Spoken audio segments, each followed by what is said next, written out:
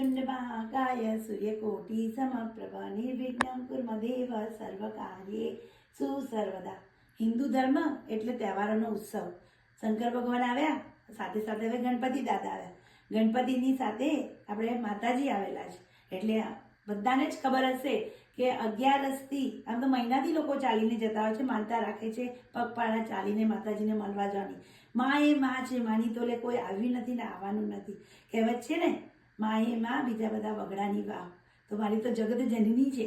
તો ગણપતિ દાદાની સાથે સાથે આપણે ઉત્તર ગુજરાતમાં, ઇન્ડિયામાં બધા લોકો ચાલીને જાય છે. લાખો, ઓછામાં ઓછા 10 થી 15 લાખ માણસનો મેળાવડો અંબાજીમાં જામે છે. અને ભાદરવી પૂનમ એટલે મારી માતાજીનો જન્મદિવસ, આપણી જગતજનનીનો જન્મદિવસ. કેટલો આમ કહેવાય, કેટલું સરસ ભેગું ત્રિવેણી સંગમ થઈ ગયેલો છે. એક બાજુ ગણપતિ છે, બીજી બાજુ માતાજી છે. કેટલું ભાદરવી પૂનમ, કેટલો ઉત્સવ છે. અનંત ચૌદસે આપણે ગણપતિ દાદાનું વિસર્જન કરીએ છીએ અને એ જ દિવસે, બીજે દિવસે માતાજીનો જન્મદિવસ. ધજાઓ ચડાવે છે, લોકો માનતા રાખીને ચાલીને જાય છે. અને માતાજીનું એટલું સત છે કે કોઈને કશું થતું નથી ને માતાજી એટલી શક્તિ પ્રદાન કરે છે.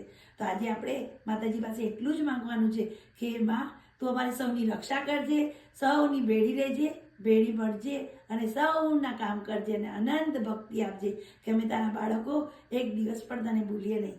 જો તમને મારી ચેનલ ગમી હોય તો લાઈક, સબસ્ક્રાઈબ કરવાનું ભૂલતા નહીં. બોલ મારી અંબે, જય જય અંબે.